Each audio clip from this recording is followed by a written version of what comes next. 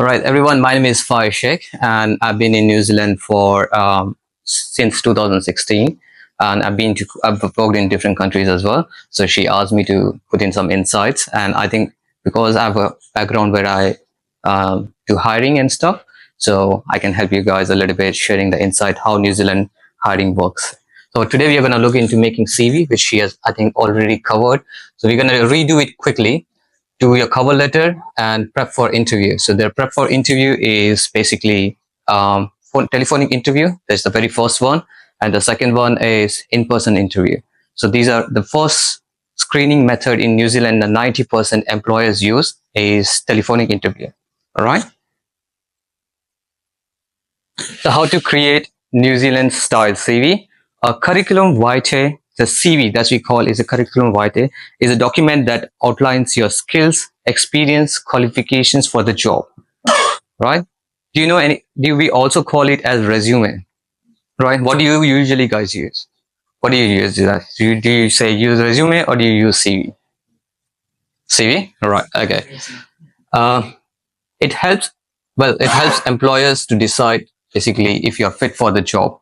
So basically, we are putting all your information in the CV, so the employers know exactly the job application that's advertised is matching the skills.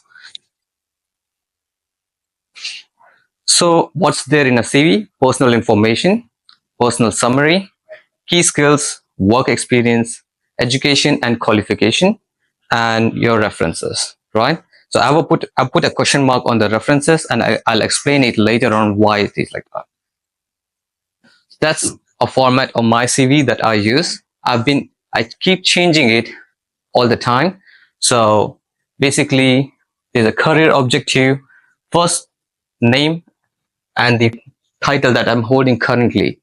So I was working in hotels before, and before that I was doing events. So events to hotels to facilities management. Now I'm a facilities manager.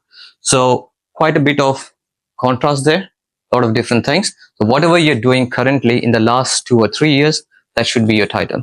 And if you want to go into, if you're applying for facilities manager or a receptionist, then you use that title, right? Address. Now address, do you guys usually put the entire address or do you say Auckland or Manureva, Auckland? How do you guys use it? Entire address. Okay. So there is a trick. If you are an intermediate, right? If you're very new to the market, fine. You put the entire address. It makes easier for the employers to find, like, get all the information when they're doing a paperwork. But when you are on an intermediate level or you're at an advanced level of finding jobs, that time just say Manureva, Auckland. You don't have to give all the personal information. All right. Your mobile number, your email address. Now, don't put your funny email addresses. That's really important. Okay, make a professional one. If you don't have one professional one, make a new one. All right. And if you have a LinkedIn account is really easy for them to, like, what you're saying can quickly go on LinkedIn without even knowing you. Just go on LinkedIn, check how it's relatable. Okay, you're telling whatever you're saying is actually there on LinkedIn. LinkedIn is basically our Facebook for professionals who are looking for jobs.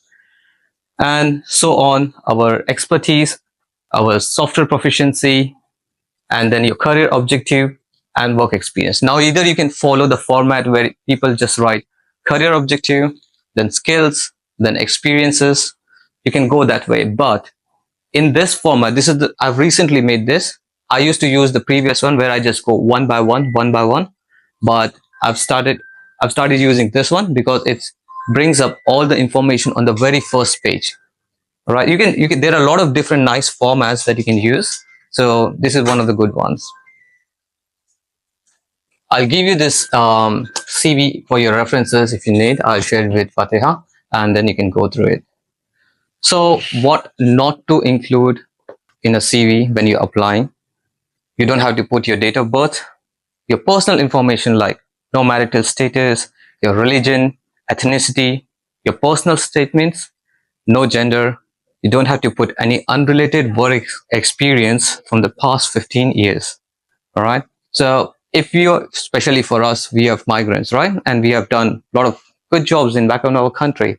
And if now we are looking for a job here, which is like a very basic job, but it's you're starting as a receptionist, and you don't want to go and say that I was the managing director of the company.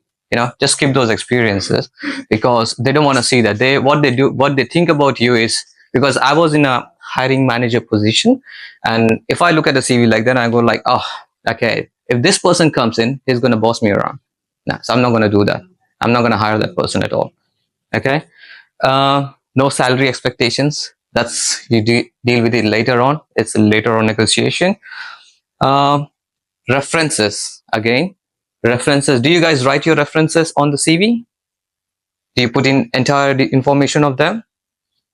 All right, I would recommend not to do that.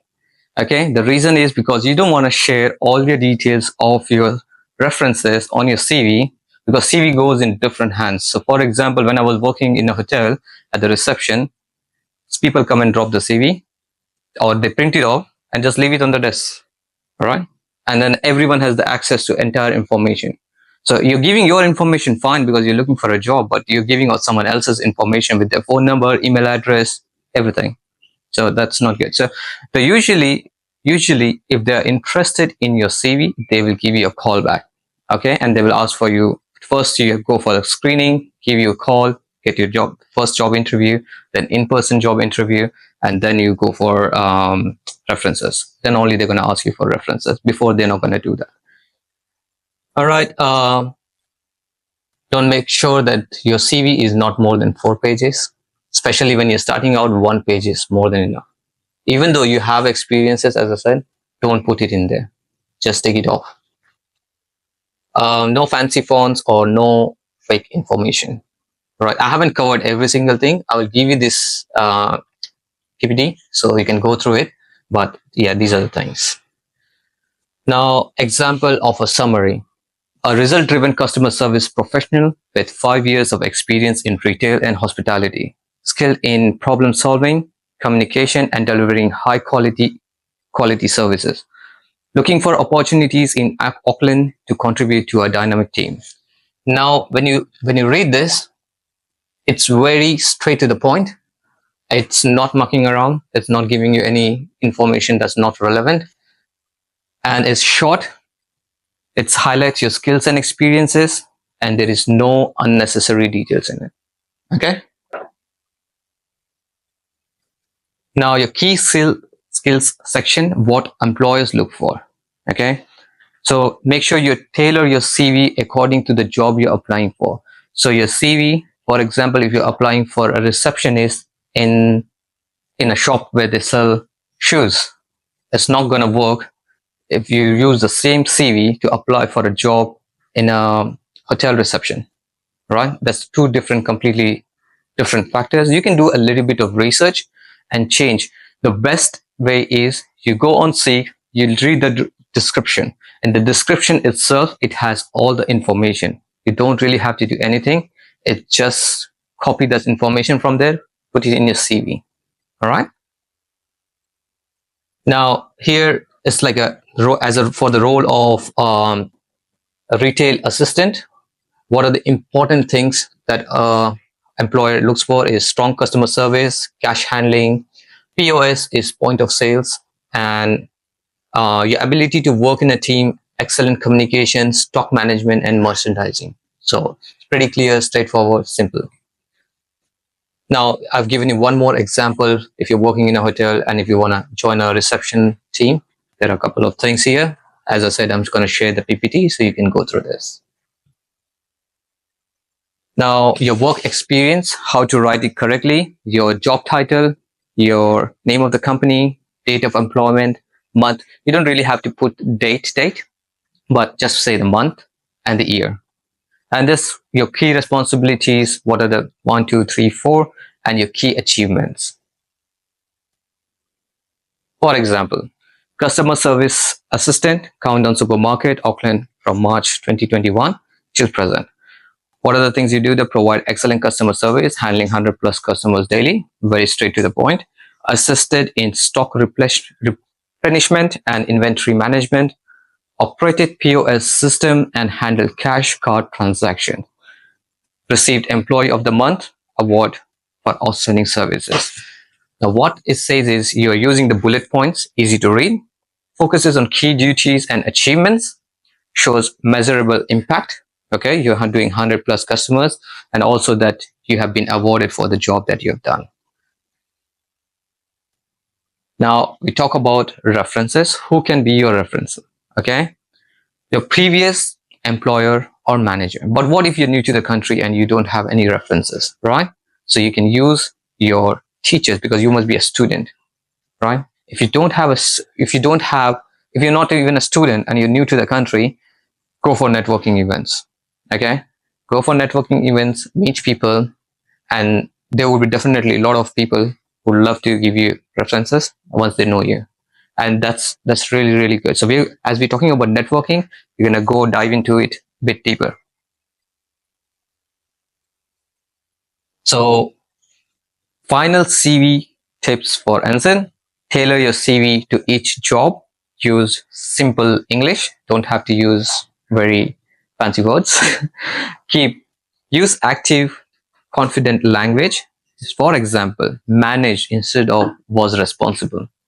So when you're saying managed, you're saying okay, you had the responsibility, but it's not us. You're not using the was responsible. Keep it 2 to 3 pages, but now this is 2 to 3 pages is for someone who is intermediate. So if you have 5 years of experience, I believe you can put it in 1 page.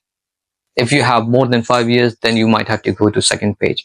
So when you're putting your work experience, let's say 5 years you did 5 jobs, right? So now you're going to say how you're going to put 5 jobs in 1 page, because you just use the proper information. So your last job, your current job, you give in the more information. So I'll show you with my CV. If you see, I have a lot of information for my current job. Okay, but if you go on the front office manager, duty manager, accommodation manager, it's pretty small. Yeah, so this was a mistake I was leaving previously, and my CV was ending up to 4 pages, which no one has time to read. Okay, so I re-edited everything and then put it to smaller version of my previous jobs and the main information in my current job.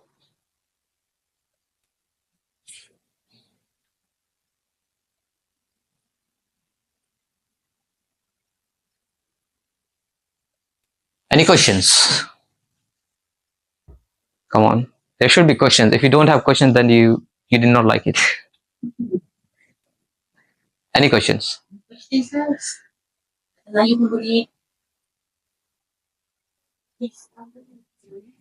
So what do you need in reference? Reference available upon interest. So you just said reference available upon interest. You put that line there. That's a very good question, and I was about to tell you later on. But yeah, reference available upon interest. Just put it there and wait for it. Don't have to share the information.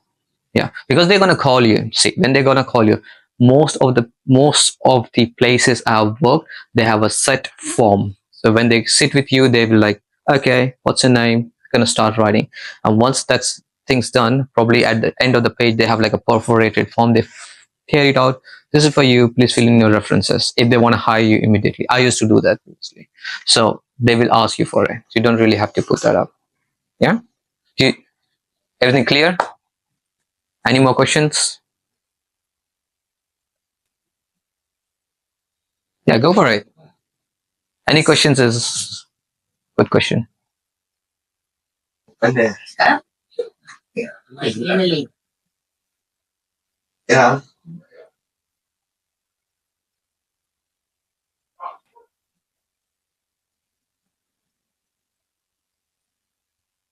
can you give a tip?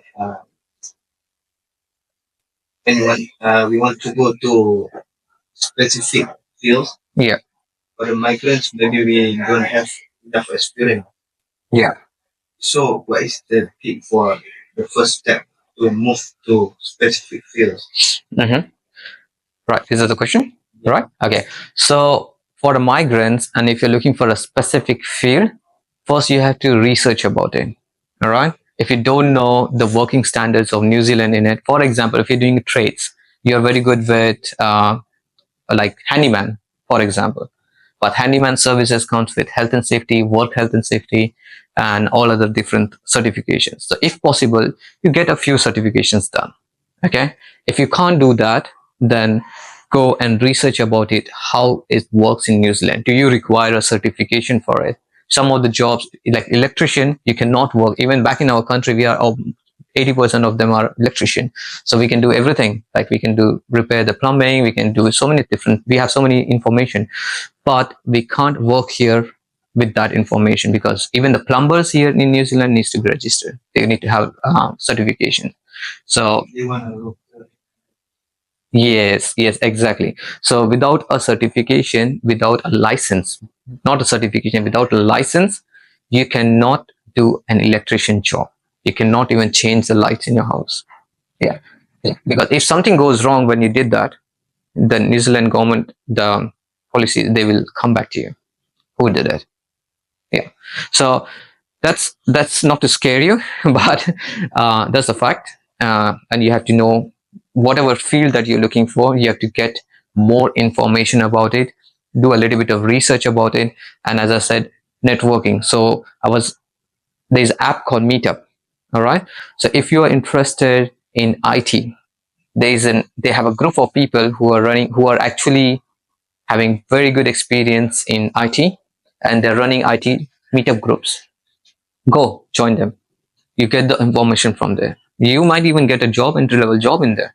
So meetups are really important, and I was in the later on in my PPT, I was about to share about that. So that's one of the things that you can do. All right.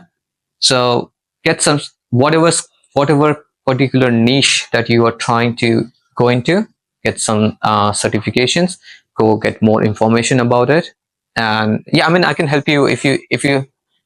I work as a facilities manager, so I work with a lot of different contractors. I work with electricians, plumbers, tradesmen, builders, building wash companies, and almost like most of the trades done in Auckland or New Zealand.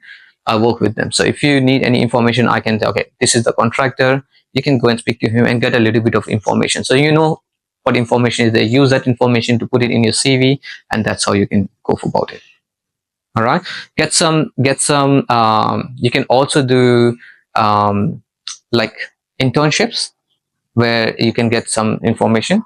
It might not be very well paid, or it might not be paid at all, but there are some proper internship processes that you can follow, and you can get a job. All right. Is that clear? Does it make sense? Yeah. All right. Any further questions? Yeah. So we're gonna go for cover letter. Basically, cover letter, your name, address, phone number, email address, and your date, which the date that you're applying for the job, employer's name, and company address. Then there is a subject, and then the body of the cover letter. For example, I just made it up. John Smith, Auckland, New Zealand, number, email, address, and then to the hiring manager. So why I said the hiring manager is because when you're applying for a job, try to use the name of the hiring manager. That's very important. But if you don't know the name, that's when you put in the hiring manager. But let's say when you're applying for the job, usually they give a name of the hiring manager. If they don't, if you want to go one step ahead, just call the company and ask for the name of the hiring manager, and they will give you the name of the hiring manager. Put it up there. That makes it more personalized. Okay. So, example of a cover letter. Dear hiring manager, I'm excited to apply for the front office administrator position at Sky City Hotel as advertised on Seek. That's how you start. You mention the title of the job, and then the place where you have seen the job, and the place where the job was advertised from. With over 5 years of experience in hotel administration and customer service, I'm confident in ability to provide exceptional services and contribute to the efficiency of your front office operations. So very quickly, you are diverting yourself towards being a part of the team and how you can contribute in the team. My current, like, you can talk about a little bit about your current role, which is matching with the job that you're applying for.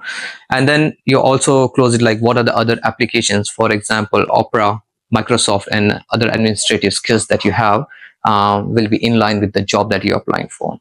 Now you have to close it off with high enthusiasm, show interest, and say that, okay, I'm looking forward to get a chance to speak about it and discuss the position in person. So why this cover letter works for NZ job? Personalized to the job, mentions company and the role, highlights skills, experience, use bullet points, and show enthusiasm at the end, as I said. Okay. Any questions on cover letter? It's pretty short and sweet. We all do cover letters, like that's the basic we have been taught, and it's the same here. It's just making sure we're applying for